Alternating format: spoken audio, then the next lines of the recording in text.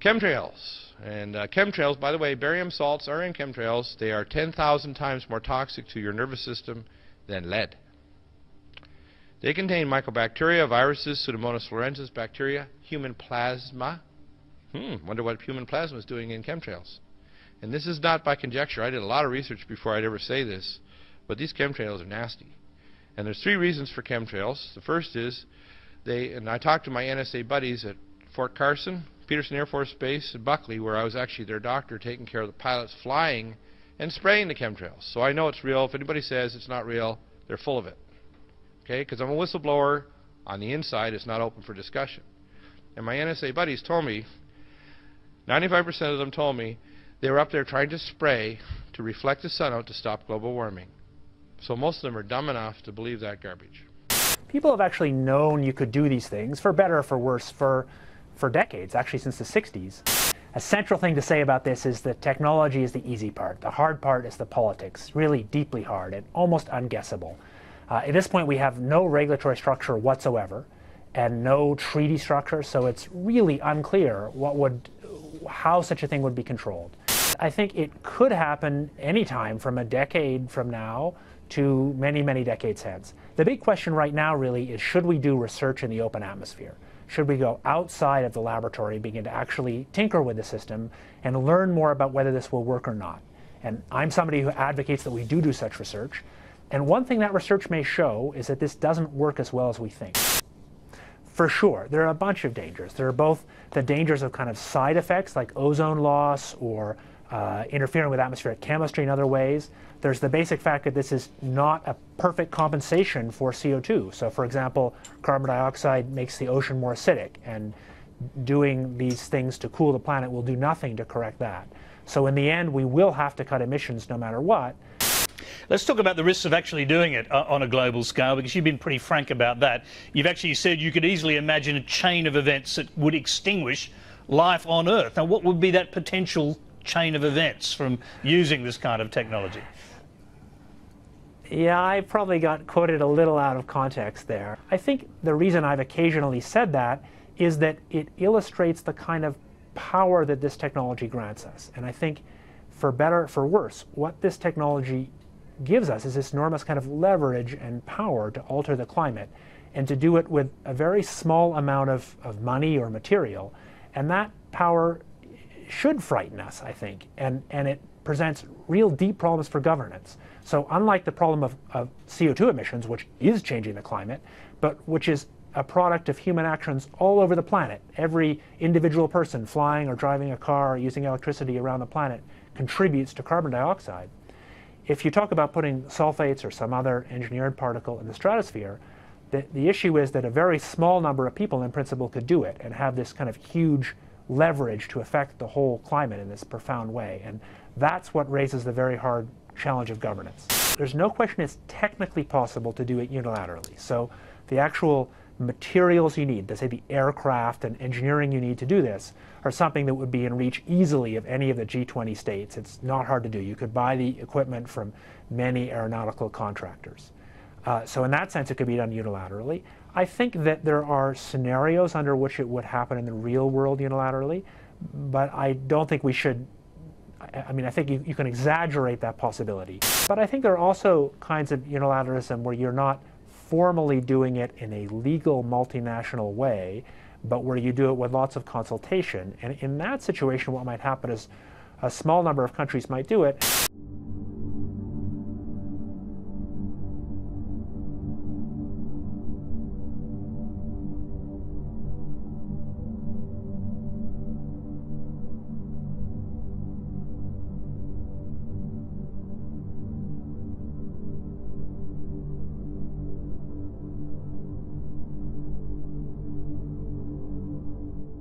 Yes. Dane, excuse me, I'm sorry. Before you get into that, could you just introduce yourself and tell us all who you are for the people who listen to the recording and don't know you? Yeah, a little bit of a bio here. I'm sorry. I'm with the website geoengineeringwatch.org. Michael Murphy and myself, there's a few of us that are part of that site. I have a background with Bechtel Power Corporation in renewable energy. Worked on one of the first commercial solar plants in the continental U.S. My home was on the world's largest renewable energy magazine. That's how I got onto this issue.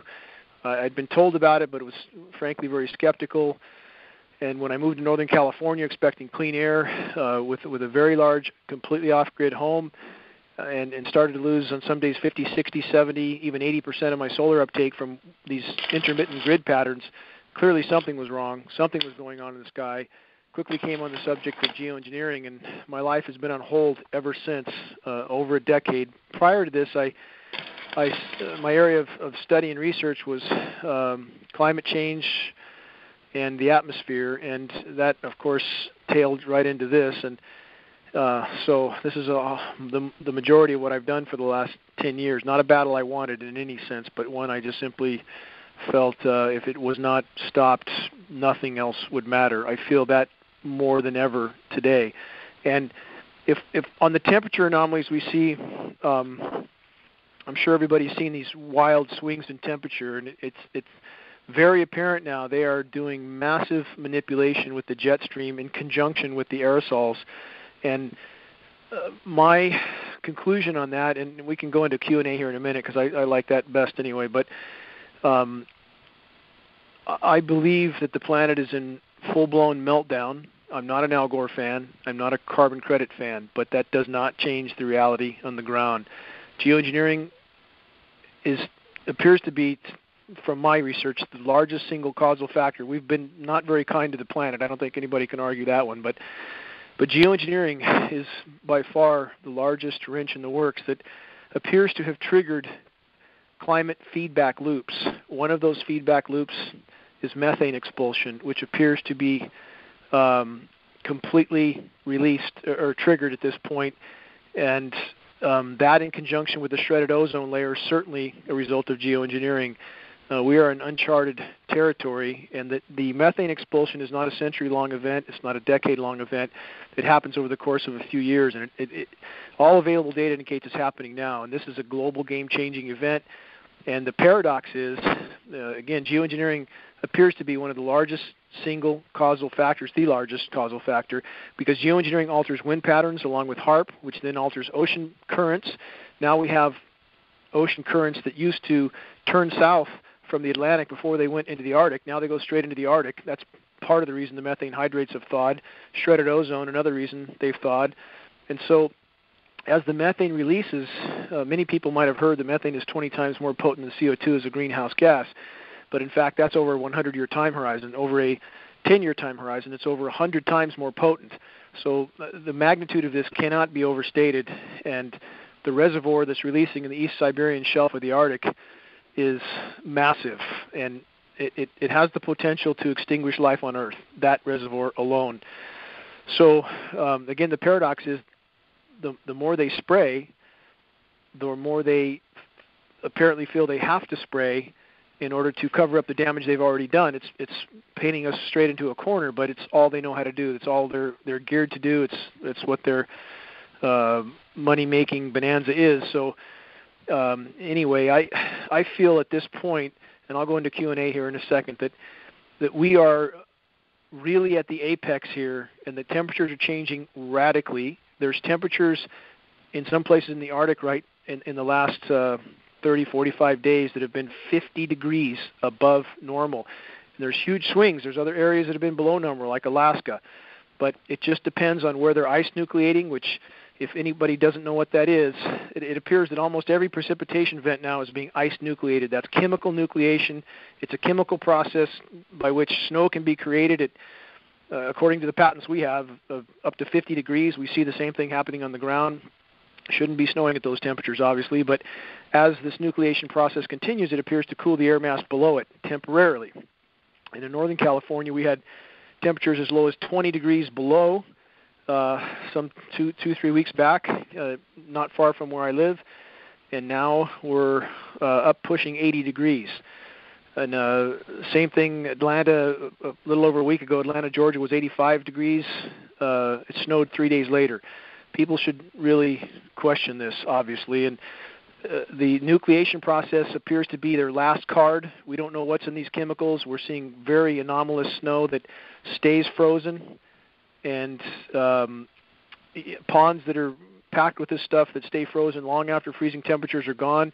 The chemical nucleation process appears to continue on, actually gassing some of the water out of those ponds. They're doing over Siberia right now, is completely buried in snow. The radar, we can see them ice nucleating. You can see what was a rain cell that flashes out the snow as it's got this material dumped on it. So anyway, I'll go to Q&A, but I believe right now that what they have triggered is so cataclysmic, and paleo data backs this up, paleoclimatic data, that they now are in total desperation trying to cover up what they've helped to cause, and now the stakes are as high as they could be. And even to put this in perspective, the Arctic Methane Emergency Group, AMEG is the acronym, a lot of geoscientists there, Ken Caldera is one, if anybody's familiar with his name, but their latest proposals to stop this methane are to use the ionosphere heaters, which are the HAARP facilities around the globe, and try to use opposing frequencies to nuke the atmosphere in a desperate and completely destructive attempt to degrade the methane before it completely saturates the atmosphere. So this is total desperation mode, and I think that we're all in for quite a ride from here. But my belief from all my research is that if they don't stop geoengineering, if they don't allow the planet to respond, if they don't allow the hydrological cycle to resume, quit poisoning the boreal forests, quit shredding the ozone layer, if they don't allow the planet to respond on its own, I believe our future looks bleak indeed. Dane, it was just a couple months ago I first heard about the methane issue. I'd never heard that before.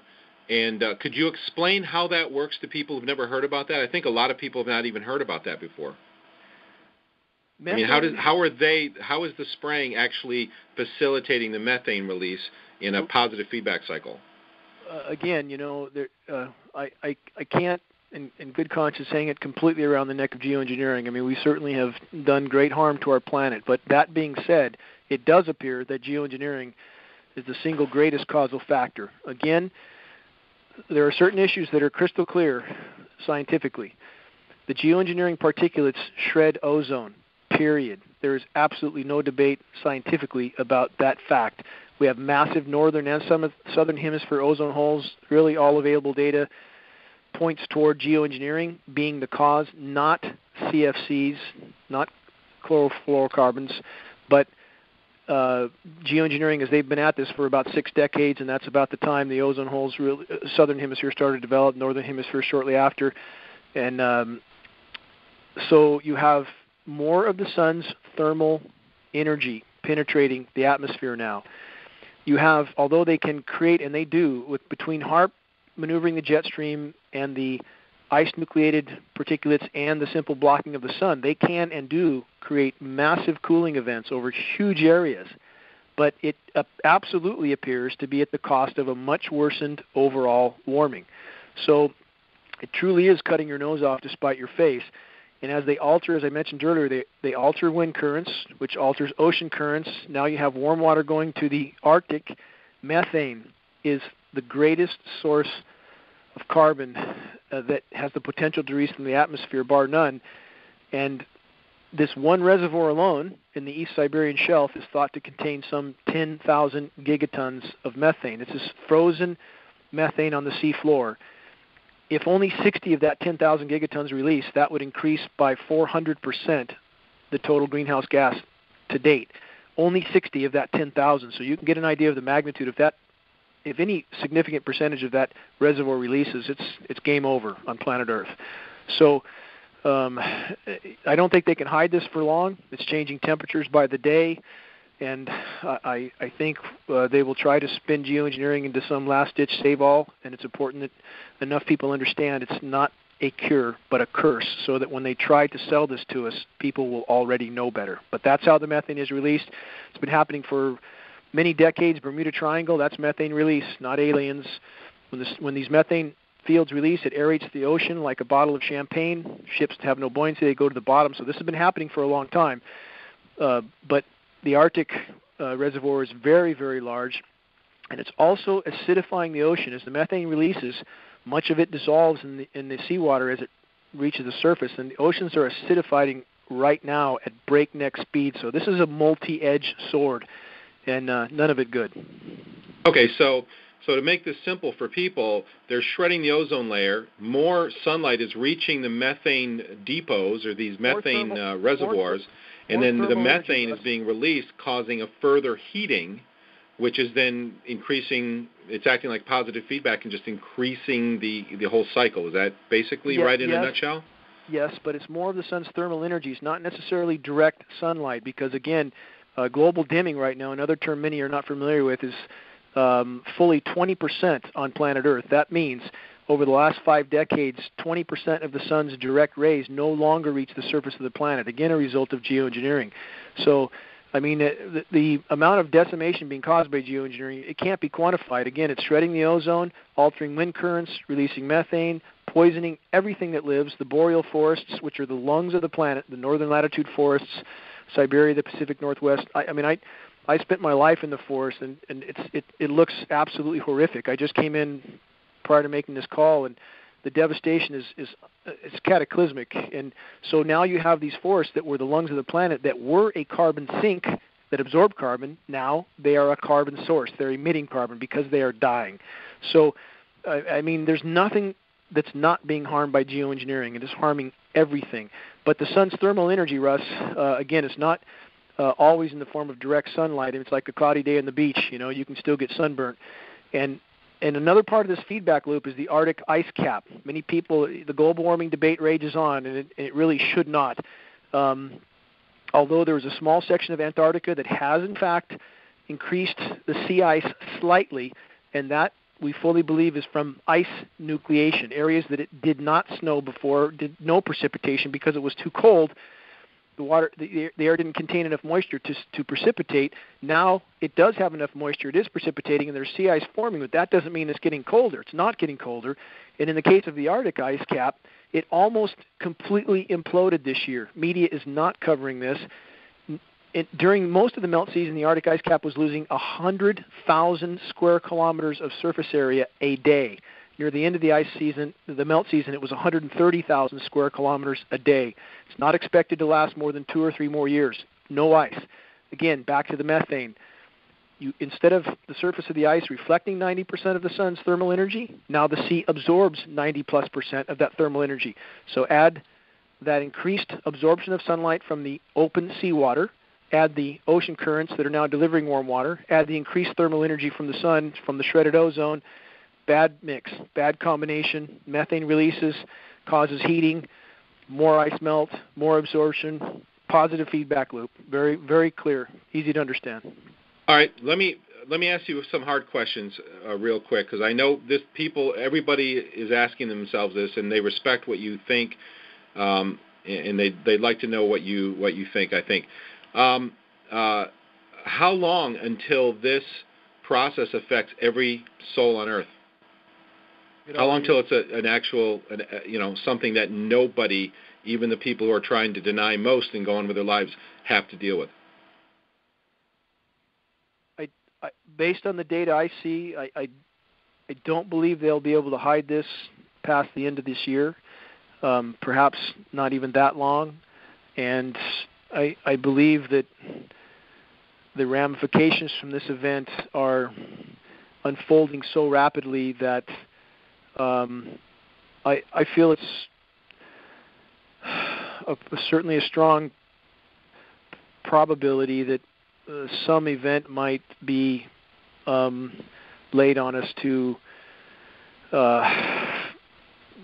just distract from everything unfolding. Maybe they'll start World War III, maybe a false flag event or something. This is purely speculation. I have no knowledge of that, obviously, but based on the ramifications of the imploding environment, and again, to put this in a little more perspective, Russ, the species extinction rate today is somewhere between 100,000% of normal background extinction and 1,000,000% of normal background extinction. That's between 1,000 and 10,000 times normal background. We're losing as much as 200 species a day. We are in the 6th great mass extinction on planet Earth right now, today, and you can't hide that for long. You have fish stocks imploding. 93% of global pelagic fish stocks are now depleted, 93%. Now the bottom of the food chain, mackerel, herring, those are just starting to implode now completely. The previous methane mass expulsion, okay, we have paleo data to go on here. From 55 million years ago, the PETM event, Paleocene-Eocene thermal maximum, was a methane mass expulsion event. And it's felt that there was about, it depends on what model, what study you look at, but as much as 70% terrestrial extinction and perhaps over 90% ocean extinction. So, this is no joke, and it's going to change. But again, if they stopped geoengineering, that is our best chance. That they can only hurt the Earth's climate systems that are trying to compensate for what's happening. But when they see the atmosphere, they stop cyclonic rotation, they stop ozone regeneration, they thwart the hydrological cycle, they poison what rain that does fall. It's doing nothing but harm. Geoengineering needs to stop. You said a word about the docks. Pelagic, is that what you said? Pelagic fish populations. Those are the greatest food stock fish. The tuna, the mackerel. Those are pelagic fish. Okay, so we're losing that on a massive scale right now. They're 93% depleted globally already. 93%. I mean, the only reason they catch anything is because their fishing methods are so incredibly sophisticated. But you have the ocean acidifying at the same time, in addition to Fukushima radiation and 1,000 other things. But ocean acidification is happening perhaps 1,000 times faster than the PETM event I just mentioned 55 million years ago. So we are on a jet engine ride to a whole new reality. And again, I know my message is very dire, my conclusions are very dire, but first it has to matter to us to try to raise awareness on this. For every single individual we reach, that has to matter in and of itself. That makes the effort matter.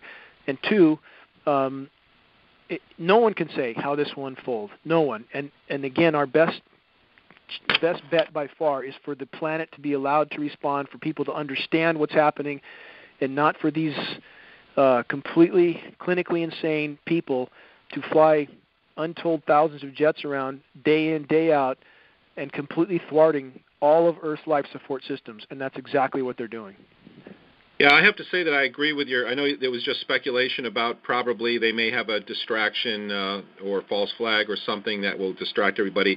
That's putting all the pieces together. I have to agree with that speculation that's probably what they're going to do. Now, so by doing chemtrails, by doing this so-called geoengineering, it sounds like they're obviously making the problem worse. Can't help but to believe they know exactly what they're doing. What do you think? They know they're making it worse, but maybe there's some reason behind it, or any thoughts on that? I think there could be a couple angles. I mean, I think that on one hand, they know it's going to collapse, period, and so they don't care. And I always have to bring up the issue of 1,800 plus nuclear detonations on planet Earth. I mean, what sane group of people would do that? I mean, exposing themselves absolutely positively to strontium-90 in all of our bones. Everything was contaminated from those 1,800 detonations blowing up beautiful South Sea islands. Why would anybody do that? I mean, there's no sanity in this equation, certainly. But I believe, in having spoken to Ken Caldera and having spoken to David Keith at the Geoengineering Conference in San Diego, that from my perspective, I don't think there's a lot of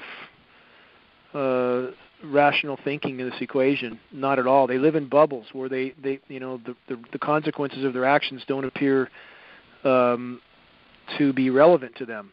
And so we're dealing with, in my opinion, a complete lack of deductive reasoning here, with no comprehension as to the consequences of their actions. So it's hard to say, Russ, but I believe also that the vast majority of people involved in these programs, the vast majority, have no idea what they're doing. They are being told they're doing something that's going to save the planet, something benevolent, something necessary, and those are the people we need to reach. Those are the people who need to understand that they are sucking the noose around their own neck along with the rest of us. And I would hope that once they realize that, they would refuse to participate in this insanity. Yeah, agreed. You had mentioned, we can go to Q&A in just a second, but a couple questions I've heard from a lot of people. We keep seeing this pattern of everything is dying. I had 4 different vegetables die off during 2 weeks of intense spraying this summer. I have a garden. I've learned gardening the last 3 weeks, which I love. And all of a sudden, 4 different vegetable types they all died, and it came right with 2 weeks of spraying. You just mentioned you came in with you guess you're working with a dozer. You're seeing the decimation of forest. What are you seeing with the plant life there, and how's that going to play into this? Again, the geoengineering is the elephant in the room. It's the main cause of decimation in many, if not most, forested areas right now. Back to the species extinction, as much as 200 species a day going extinct. This is the important factor of this. It is thought that 70 to 80% of those extinctions, plant and animal, are fungally related. So when you poison the soils, when you saturate them with bioavailable, toxic, deadly heavy metals, you kill the soil microbes. You kill the life of the soil. And what moves in when there's a clean slate? Fungus. And fungus is decimating everything from the oak trees to the some of the conifers and and every other thing from top to bottom, including people. Fungal sinusitis epidemic now. Fungus is a very slow, insidious problem, and it's absolutely connected. The decimation of the forest, certainly we're seeing die off. We're seeing trees that are weak. When trees and many other organisms when their roots sense bioavailable aluminum, there's studies on this in particular, so I'll use aluminum as an example, but they shut down to protect their DNA from damage. So they don't uptake nutrients, so they die a very slow, protracted death. And in the case of the forests in the Pacific Northwest, everybody says, oh, it's just the beetles. The beetles are only a symptom of a weak tree, a tree that has been poisoned. So, all roads lead back to geoengineering. Again, if they had not been doing this for 60 years, I believe we would be in exponentially better shape. Now, it doesn't mean that we haven't damaged the planet. Again, any notion that that has not occurred is just not looking at reality. But geoengineering, I believe, the biggest single causal factor, and if they had never started this, I believe we would be in a much better position. But as it sits right now, we are in free fall to an unknown reality. Okay, and you mentioned the biologically available aluminum. Now, soils naturally have a lot of bauxite, which they get aluminum from through manufacturing process. But that's completely different because that doesn't affect the plants the same way newly introduced free biologically available aluminum does. Is that correct? That's completely correct, because this comes up so many times from these geoengineering disinformation sites and people, and that aluminum is 8% of the Earth's crust, and it is. But aluminum does not exist in the environment in free form, period. Always bonded to other elements, not bioavailable. It certainly doesn't blow around in the wind as they have tried to claim. When I first dove into my research here, I talked to a hydrogeologist, one of the first people I talked to, and he was aghast at the aluminum reading I had in my rain and said, you shouldn't have anything, even 1 part per billion in your rain unless you live next to an Alcoa factory. Those are his words exactly. My first test in the rain was 7 parts per billion of aluminum, already very high considering where I live. Subsequent tests over the next 6 years rose as much as almost 50,000% from that already high reading to 3,450 parts per billion in a single rain event. I mean, this is highly toxic rain. Snow, where this aluminum accumulated off the side of Mount Shasta, has been measured as high as 61,000 parts per billion. And nobody's talking, and people know, Russ. I mean, I've talked to NOAA scientists 6 months ago off the record. They absolutely know. I just had another meeting with the environmental waste in Northern California. They have, tests from the Sacramento River that are spiking in aluminum, but they're afraid to say anything. And it's like, everybody's worried about their 8-to-5 job while we're all sinking at breakneck speed into total extinction, literally. So I hope if we can reach critical mass, and academia knows. I mean, I don't think there's a meteorologist out there that doesn't know this is going on, or a biologist that's involved with any type of forestry issue. And if we could just break the dam, I think it would break from 100 different directions. Okay, can you hear me now? Yep, gotcha. Sorry about that. Go ahead. Who do we contact? It seems almost impossible, you know. You can't get the legislators or senators to do anything. You can't, you know, what should be our next step once we're aware and, you know, wanting to fight it? Extremely important question. And I would say this, legislatively we will never get anywhere. The system's bought, sold, paid for. They've been setting it up for this for many decades. I think they truly believe they could carry this on indefinitely. That could not be further from the truth. So the entire system is rigged not to show these particulates. So we need to reach the people and not waste our time with agencies. And everybody can do that from their own home computer. Find groups that would care if they only had a clue. Farm groups, environmental groups, ADD, Alzheimer's, autism. Some of the big fishing organizations are wondering why their streams are all dying. You know, the list is almost endless of people that would care if they had a clue. Get credible data. Send them a credible email with a couple good articles. I call these flaming arrows. We all need to be shooting these flaming arrows from our home computer. Journalists that focus on environmental issues to, you know, but something very thought out, credible article. Cite for more data. Geoengineeringwatch.org. Our site is one site. Even get an address and put an article or two in there. That doesn't cost much to do, and we all, since there's so few of us, the best thing we can do is to try to start these spot fires with people who are absolutely personally being horrifically affected and would care if they really got it, if they really accepted this was going on. And to add to that, I would say they will no longer have the option of denying this, because I don't think this lump will fit under the rug much longer. So even if it doesn't start an immediate fire, it'll smolder there, and when they start to see everything imploding around them, I believe those seeds will find fertile ground. So we can all, if there's an organized campaign to locate groups, organizations, and individuals that would care, journalists, if they knew, and send out data. Just keep sending it out, you know, and mail films, make copies of Murphy film at 25 cents a copy for a DVD or 50. Just continue to shoot out those flaming arrows. With the few of us there are, that's the most effective thing we can do.